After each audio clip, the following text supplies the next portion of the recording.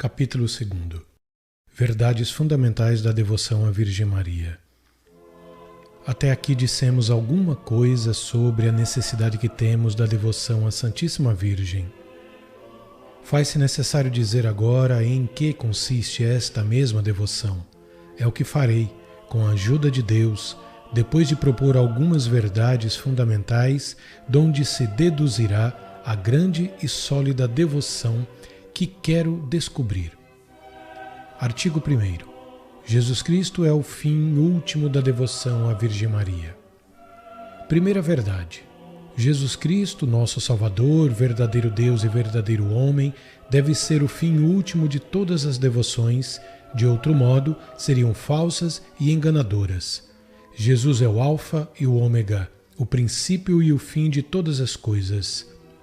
Nós não trabalhamos, como diz o apóstolo, senão para tornar cada homem perfeito em Jesus Cristo, porque só nele habita toda a plenitude da divindade e todas as outras plenitudes de graça, virtude e perfeição, e só nele fomos abençoados com toda bênção espiritual. Ele é o nosso único mestre que nos deve ensinar, o único Senhor de quem devemos depender, o único chefe a quem nos devemos unir, o único modelo ao qual nos devemos assemelhar, o único médico que nos há de curar, o único pastor que nos deve alimentar, o caminho único que nos deve conduzir, a única verdade em que devemos crer, a única vida que nos deve animar, o único tudo que nos deve bastar em todas as coisas. Não nos foi dado debaixo do céu outro nome pelo qual devamos ser salvos, senão o nome de Jesus. Deus não constituiu outro fundamento da nossa salvação, perfeição e glória, senão Jesus Cristo. Todo edifício que não estiver erguido sobre esta pedra firme está construído sobre areia movediça e, mais cedo ou mais tarde, acabará infalivelmente por cair. Todo fiel que não estiver unido a Jesus, como o sarmento à cepa da vinha, cairá, secará e só servirá para ser lançado ao fogo. Fora de Jesus Cristo, tudo é extravio, mentira, iniquidade, inutilidade, morte e condenação. Mas se estamos em Jesus Cristo e Jesus Cristo em nós, não há condenação a temer, porque assim nem os anjos do céu, nem os homens da terra, nem os demônios do inferno, nem qualquer outra criatura nos pode prejudicar, pois não nos poderá separar da caridade de Deus que está em Jesus Cristo. Por Jesus Cristo, com Jesus Cristo, em Jesus Cristo, podemos tudo. Dar toda a honra e glória ao Pai, na unidade do Espírito Santo, tornar-nos perfeitos e ser, para nosso próximo, um bom odor de vida eterna. Se, pois, nós estabelecermos a sólida devoção da Santíssima Virgem, não será senão para mais perfeitamente estabelecer a de Jesus Cristo e para dar às almas um meio fácil e seguro de encontrar Jesus Cristo. Se a devoção à Santíssima Virgem afastasse de Jesus Cristo, deveríamos repeli-la como uma ilusão do demônio. Mas, muito pelo contrário, como já o fiz ver e voltarei a mostrar mais adiante, esta devoção é-nos indispensável para encontrar perfeitamente Jesus Cristo, para o amar ternamente e servir com fidelidade. Aqui volto-me um momento para vós, ó meu amável Jesus, para queixar-me amorosamente à vossa divina majestade, de que a maior parte dos cristãos, mesmo os mais instruídos, não saiba a ligação necessária entre vós e vossa Santa Mãe. Vós estáis sempre com Maria, Senhor, e ela está sempre convosco. Nem pode estar sem vós, pois deixaria de ser o que é. Maria está de tal modo transformada em vós, pela graça que já não vive, já nem existe. Só vós, meu Jesus, é que viveis e reinais nela, mais perfeitamente que em todos os anjos e bem-aventurados. Ah, se os homens conhecessem a glória e o amor que recebeis desta admirável criatura, teriam sobre vós e sobre ela sentimentos muito diferentes dos que tem. Ela vos está tão intimamente unida que seria mais fácil separar a luz do sol ou o calor do fogo. Digo ainda mais, seria mais fácil separar de vós todos os anjos e santos do que Maria Santíssima. Ela vos ama, pois, mais ardentemente e vos glorifica mais perfeitamente que todas as outras criaturas juntas. Depois disto, meu amável Mestre, não é coisa espantosa e lamentável ver a ignorância e as trevas de todos os homens deste mundo a respeito da vossa Santa Mãe? Não falo tanto dos idólatras e pagãos que não vos conhecem e, por isso, não se preocupam em conhecê-la. Nem falo sequer dos heréticos e cismáticos que não cuidam de ser devotos da vossa Santa Mãe, já que estão separados de vós e de vossa Igreja. Falo dos cristãos católicos e mesmo dos doutores entre os católicos que não vos conhecem nem a vossa Santa Mãe, senão de uma maneira especulativa, seca, estéril e indiferente, embora façam profissões de ensinar a verdade aos outros. Estes senhores só raramente falam da vossa mãe e da devoção que se lhe deve ter, porque dizem temer que se abuse dela e que se faça a vós injúria, honrando demasiadamente vossa Santa Mãe. Um devoto da Santíssima Virgem fala da devoção a esta boa mãe de uma forma terna, forte e persuasiva, como de um meio seguro e sem ilusão, de um caminho curto e sem perigo, de uma via imaculada e sem imperfeição, e de um maravilhoso segredo para vos encontrar e amar perfeitamente. Mas se esses senhores veem ou ouvem alguém muitas vezes falar assim, levantam-se contra ele e apresentam 1000 falsas razões para lhe provar que não se deve falar tanto da Santíssima Virgem, que há grandes abusos nessa devoção, que é preciso empenhar-se em destruí-los e em falar mais de vós, de preferência a levar os povos à devoção a Maria, a quem já amam bastante. Por vezes falam da devoção à vossa Santa Mãe, ó Jesus, não para a estabelecer e propagar, mas para destruir os abusos que dela se fazem. Esses senhores não têm piedade nem devoção terna para convosco, por não terem nenhuma a Maria. Consideram um rosário, o escapulário, o terço, como devoções de efeminados, próprias para ignorantes e sem as quais nos podemos salvar. E se lhes cai em mãos algum devoto da Santíssima Virgem que reze o terço ou se entregue a qualquer outra prática de devoção para com ela, depressa lhe mudarão o coração e o pensar. Aconselham que se reze em lugar do terço os 7 salmos.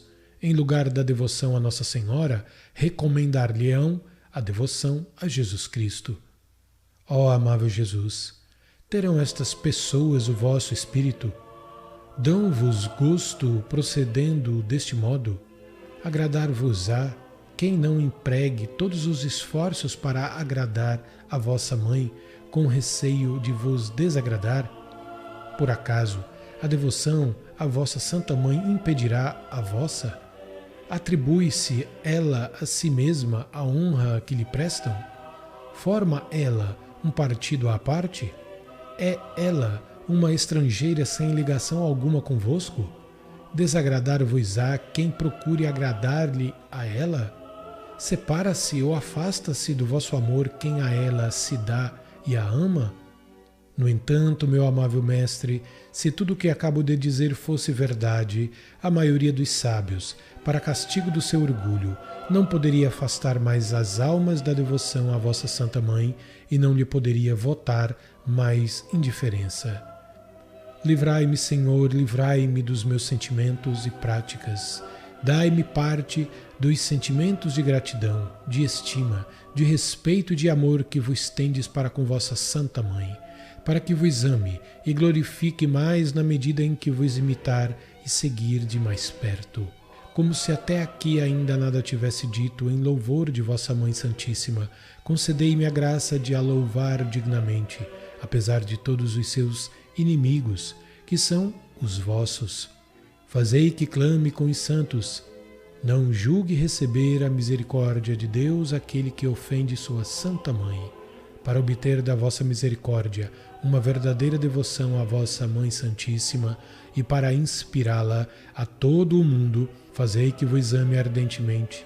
Recebei para isso a oração inflamada que vos dirijo com Santo Agostinho e com os vossos verdadeiros amigos. Ó meu Jesus, vós sois o Cristo, meu Pai Santo, meu Deus misericordioso, meu Rei infinitamente grande. Vós sois o meu bom pastor, meu único mestre, meu auxílio todo bondade, meu bem-amado de arrebatadora beleza, meu pão da vida, meu sacerdote eterno. Vós sois o meu guia para a pátria, minha luz verdadeira, minha doçura toda santa, meu caminho direto. Vós sois a minha sabedoria sublime, minha simplicidade pura, minha pacífica concórdia. Vós sois toda a minha defesa, minha preciosa herança, minha eterna salvação. Ó Jesus Cristo, Mestre adorável, porque é que eu amei ou desejei em toda a minha vida outra coisa fora de vós, Jesus, meu Deus? Onde estava eu, quando não pensava em vós? Que o meu coração, ao menos a partir deste momento, só arda em desejos de vós, Senhor Jesus. Que só para vos amar ele se dilate. Desejos da minha alma, correi doravante, já basta de delongas. Apressai-vos a atingir o fim porque aspirais. Buscai em verdade aquele que procurais. Ó Jesus, seja anátema quem não vos amar, seja repleto de amargura. Ó doce Jesus, sede o amor, as delícias e o objeto da admiração de todo o coração dignamente consagrado à vossa glória. Deus do meu coração e minha herança, divino Jesus, que o meu coração esvazie-se do seu próprio Espírito, para que vós possais viver em mim, acendendo em minha alma a brasa ardente do vosso amor. Que seja o princípio de um incêndio todo divino, arda incessantemente sobre o altar do meu coração, inflame o mais íntimo do meu ser e abrase as profundezas da minha alma. Que no dia da minha morte eu compareça diante de vós, todo consumido no vosso amor. Amém. Assim seja. Embora o texto original traga esta admirável oração de Santo Agostinho em latim, quis o editor pô-la em português, a fim de que as pessoas que não saibam latim a possam rezar também todos os dias para pedir o amor de Jesus que buscamos por intermédio da Divina Maria. Artigo 2º. Pertencemos a Jesus e a Maria na qualidade de escravos. Segunda verdade. Devemos concluir do que Jesus Cristo é para nós, que, como diz São Paulo, não somos nossos, mas inteiramente dele, como seus membros e escravos, comprados pelo preço infinitamente caro de todo o seu sangue. Antes do batismo pertencíamos ao diabo, como seus escravos. Ao receber este sacramento, tornamo-nos verdadeiros escravos de Jesus Cristo. Doravante, já não devemos viver, trabalhar e morrer, senão para este homem-Deus, glorificando-o em nosso corpo e fazendo-o reinar em nossa alma. Somos, pois, sua conquista, seu povo de aquisição e sua herança. É pela mesma razão que o Espírito Santo nos compara às árvores plantadas ao longo das águas da graça, no campo da igreja, e que devem dar frutos a seu tempo, aos ramos de uma vinha de que Jesus é a cepa, e que devem dar boas uvas, a um rebanho de que Jesus Cristo é o pastor, e que se deve multiplicar e dar leite, a uma boa terra de que Deus é o agricultor, e na qual a semente se multiplica, produzindo 30, 60 ou 100 por um. Jesus Cristo amaldiçoou a figueira estéril e condenou o servo inútil, que não tinha feito render o seu talento. Tudo isso prova que Jesus Cristo quer receber algum fruto das nossas pobres pessoas, a saber, as nossas obras, porque estas só a Ele pertencem, criados para as boas obras em Cristo Jesus.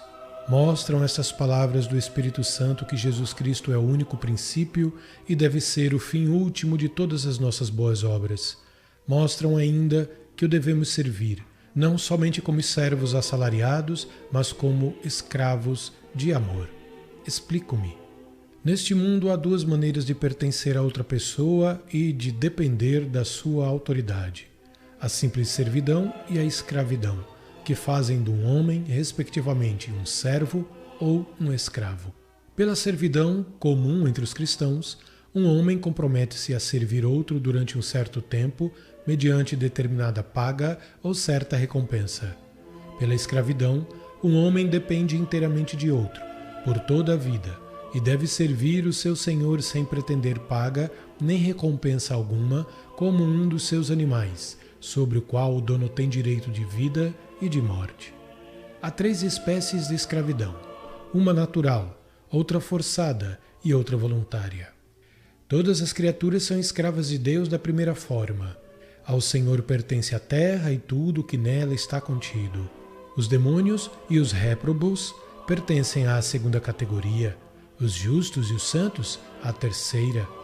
A escravidão voluntária é mais perfeita e mais gloriosa para Deus, que olha ao coração, que pede o coração, que se chama o Deus dos corações, ou da vontade amorosa.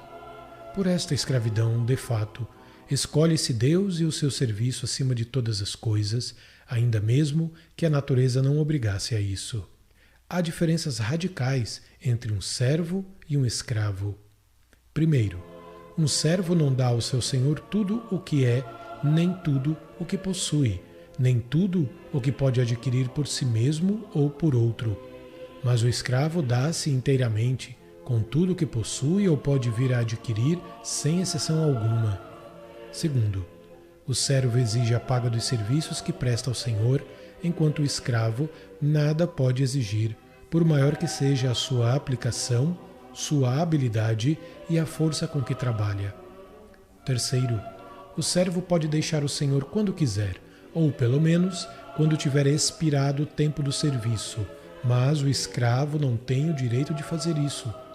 Quarto, o senhor do servo não tem sobre ele nenhum direito de vida e de morte, e se o matasse, como a um dos seus animais de carga, cometeria um homicídio injusto. Ao contrário, o senhor do escravo tem, por lei, direito de vida e de morte sobre ele, de modo que o pode vender a quem quiser ou matar, como faria ao seu cavalo. Quinto, finalmente, o servo está só por algum tempo ao serviço de um senhor, mas o escravo para sempre.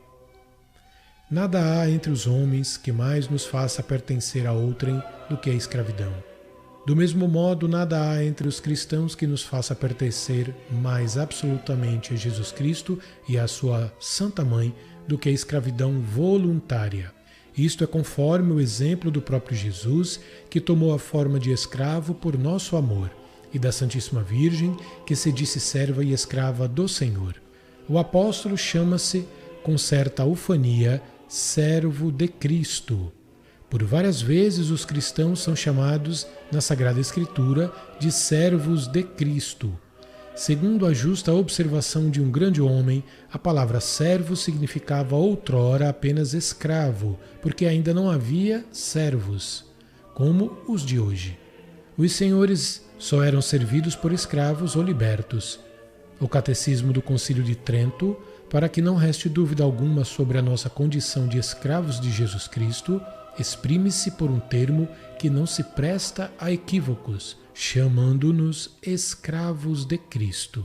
Posto isto, digo que devemos ser de Jesus Cristo e servi-lo, não só como mercenários, mas como escravos amorosos.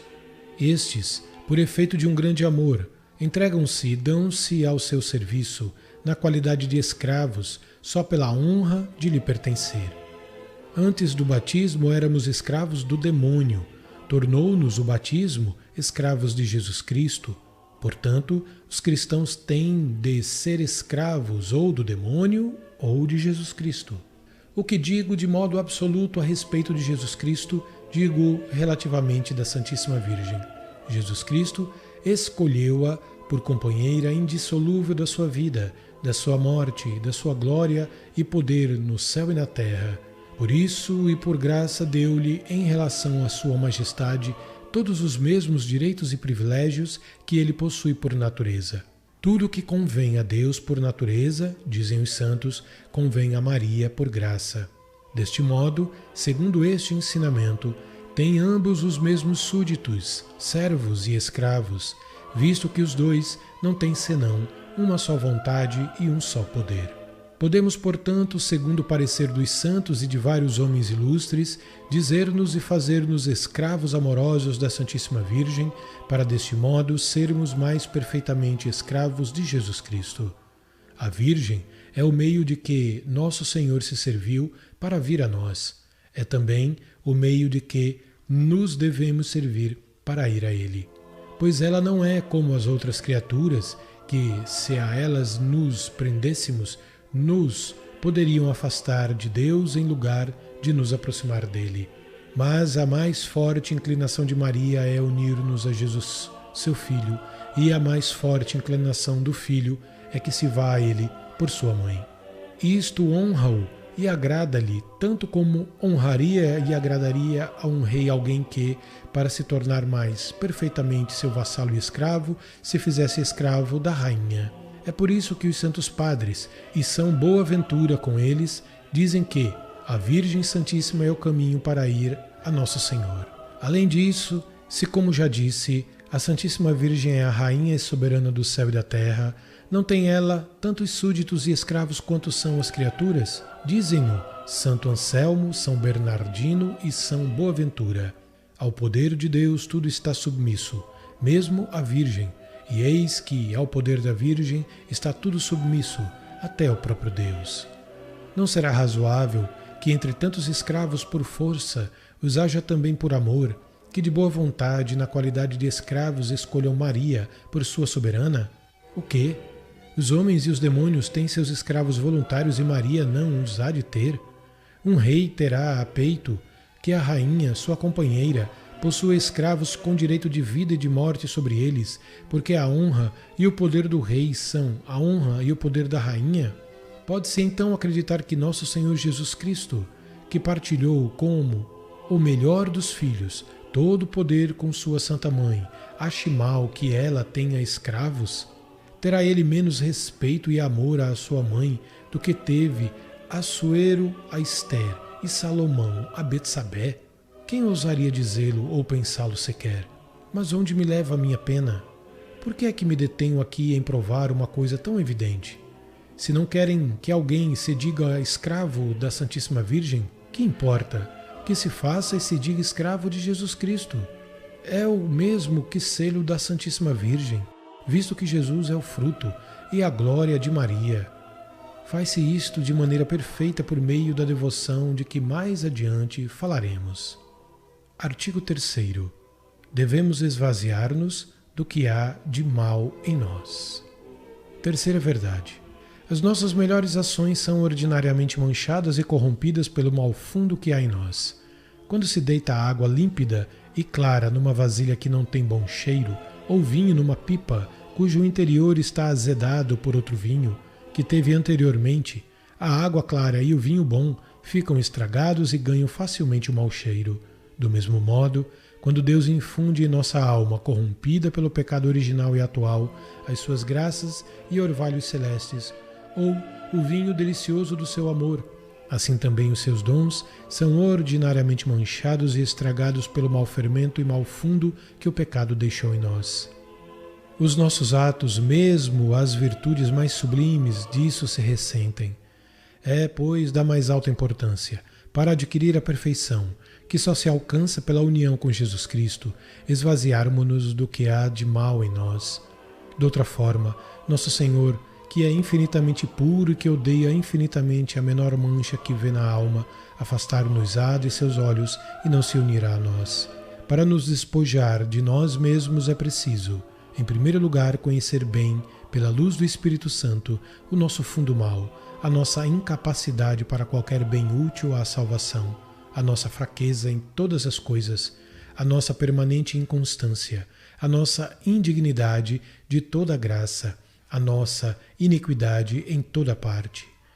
O pecado dos nossos primeiros pais arruinou-nos a todos quase por completo, azedou-nos, corrompeu-nos, fez-nos inchar como o fermento faz a massa em que é lançado.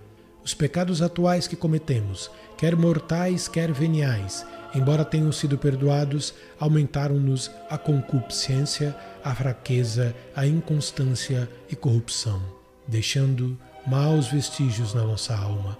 O nosso corpo é tão corrupto que é chamado pelo Espírito Santo corpo de pecado. Concebido no pecado, alimentado no pecado, capaz de todo pecado e sujeito a 1000 enfermidades. Corrompe-se de dia a dia e gera somente sarna, vermes e corrupção. A nossa alma, unida ao corpo, tornou-se tão carnal que chega a ser chamada carne. Toda a carne tinha corrompido o seu caminho. A nossa única herança é o orgulho e a cegueira de espírito, o endurecimento do coração, a fraqueza e a inconstância da alma. A nossa única herança é o orgulho e a cegueira de espírito, o endurecimento do coração, a fraqueza e a inconstância da alma, a concupiscência, a revolta das paixões e as doenças do corpo.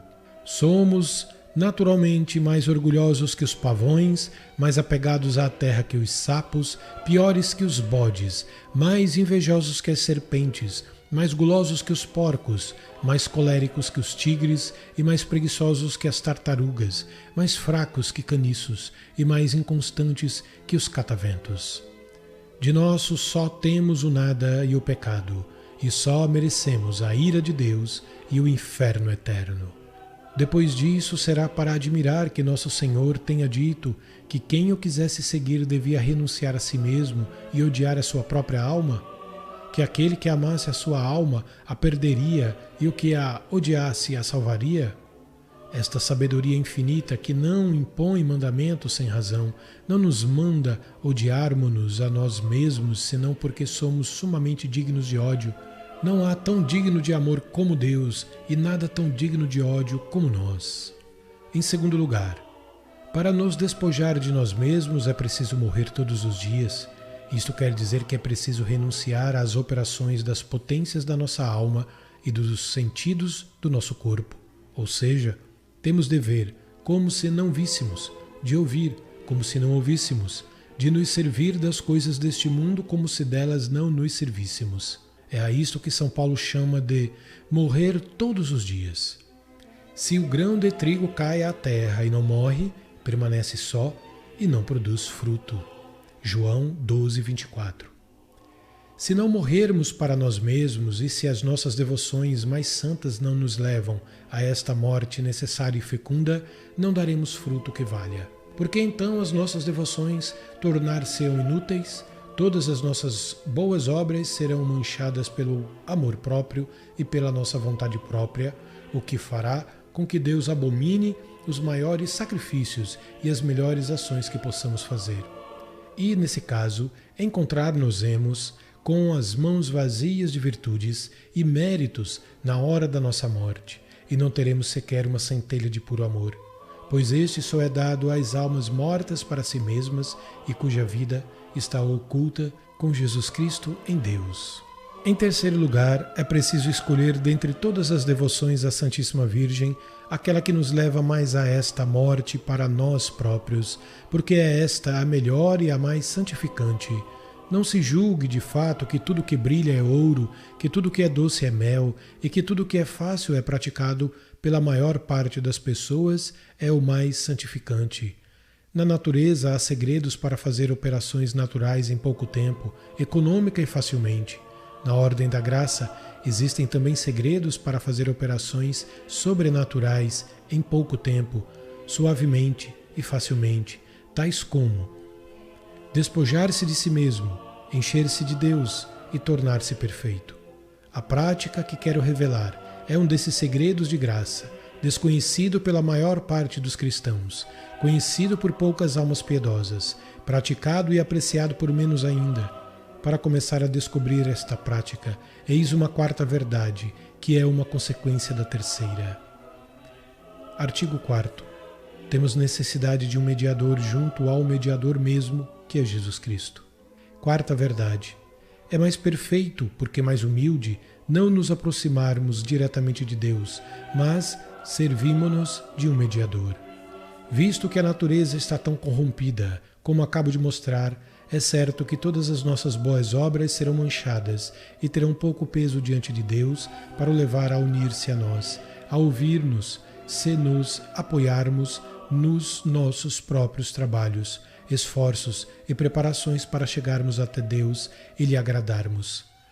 Ele viu-nos indignos e incapazes, teve piedade de nós e, para nos dar acesso às suas misericórdias, proporcionou-nos intercessores poderosos junto da sua grandeza. Deste modo, negligenciar esses intermediários, aproximar-nos diretamente da própria santidade sem intercessão alguma, é falta de humildade e de respeito para com um Deus tão santo. É fazer menos caso deste Rei dos Reis do que se faria de um rei ou príncipe da terra, que não se abordaria sem auxílio de um amigo que falasse por nós. Nosso Senhor é nosso advogado e medianeiro de redenção junto de Deus Pai. É por Ele que devemos orar, com toda a Igreja triunfante e militante. É por Ele que temos acesso junto da Suprema Majestade, não devendo nunca apresentar-nos diante dele, senão sustentados e revestidos de seus méritos, como Jacó, que se cobriu com pele de cabrito para receber a bênção de seu pai Isaque. Mas não teremos necessidade de um mediador junto do próprio medianeiro? Será tão grande a nossa pureza que possamos unir-nos diretamente a ele e por nós mesmos? Não é ele Deus, em tudo igual a seu Pai e, por conseguinte, o Santo dos Santos, tão dignos de respeito como o Pai? Pela sua infinita caridade tornou-se a nossa garantia e o nosso medianeiro junto de Deus, seu Pai, para aplacá-lo e pagar-lhe o que lhe devíamos. Mas será isso uma razão para termos menos respeito e temor à sua majestade e santidade? Digamos, pois, abertamente, com São Bernardo, que temos necessidade de um mediador junto do mesmo medianeiro e que Maria Santíssima é a pessoa mais capaz de desempenhar esta função caridosa. Foi por ela que nos veio Jesus Cristo, é por ela que devemos ir a Ele. Se receamos ir diretamente a Jesus Cristo, nosso Deus, por causa da sua grandeza infinita, ou da nossa miséria, ou ainda dos nossos pecados, imploremos ousadamente o auxílio e a intercessão de Maria, nossa Mãe. Ela é boa e eterna, nada tem de austero ou de repulsivo, nada de demasiado sublime e brilhante. Contemplando-a, vemos a nossa própria natureza. Ela não é o sol, que pela vivacidade dos seus raios poderia cegar-nos por causa da nossa fraqueza. Ela é bela e doce como a lua, que recebe a luz do sol e a abranda a fim de adaptá-la à nossa pequenez. É tão caridosa que não repele nenhum dos que pedem a sua intercessão, por mais pecador que seja, pois, como dizem os santos, desde que o mundo é mundo, nunca se ouviu dizer que alguém que tenha recorrido à Santíssima Virgem, com confiança e perseverança, tenha sido por ela desamparado. Ela é tão poderosa que nunca foi desatendida nas suas súplicas. Basta que se apresente diante de seu filho para lhe pedir alguma coisa. Ele imediatamente a atende e acolhe, amorosamente vencido pelas orações da sua muito querida mãe, que o portou ao seio e o amamentou. Tudo isto é tirado de São Bernardo e de São Boaventura, pelo que, segundo eles, temos de subir 3 degraus para chegar até Deus. O primeiro, que está mais perto de nós e mais conforme a nossa capacidade, é Maria. O segundo é Jesus Cristo e o terceiro é Deus Pai. Para ir a Jesus é preciso ir a Maria. Ela é a nossa medianeira de intercessão. Para ir ao Eterno Pai é preciso ir a Jesus, nosso medianeiro de redenção. Ora, pela devoção que a seguir indicarei, observa-se perfeitamente esta ordem. Artigo 5º. É-nos muito difícil conservar a graça e os tesouros recebidos de Deus. Quinta verdade. É muito difícil, atendendo à nossa fraqueza e fragilidade, conservar em nós as graças e os tesouros recebidos de Deus. Primeiro, porque temos este tesouro, mais valioso que o céu e a terra, em vasos frágeis, num corpo corruptível, numa alma fraca e inconstante, que por um nada se perturba e abate. Segundo, porque os demônios, que são ladrões muito finos, querem apanhar-nos de improviso para nos roubar e despojar. Para isso, espreitam noite e dia o momento favorável. Rondam incessantemente prontos para nos devorar e nos arrebatar num só momento, por um único pecado, tudo o que ganhamos em graças e méritos durante muitos anos. A sua malícia, a sua experiência, as suas astúcias e o seu número devem nos fazer temer imensamente esta infelicidade. Já outras pessoas, mais cheias de graça, mais ricas de virtudes, mais fundadas na experiência e elevadas em santidade, foram surpreendidas, roubadas e lamentavelmente despojadas. Ah, quantos cedros do Líbano, quantas estrelas do firmamento não têm se visto cair miseravelmente e em pouco tempo perder toda sua elevação e claridade.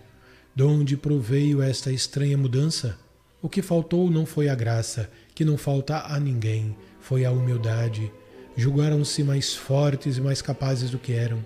Julgaram que podiam guardar os seus tesouros. Fiaram-se e apoiaram-se em si mesmos. Acharam a sua casa bastante segura, bastante fortes para guardar o precioso tesouro da graça.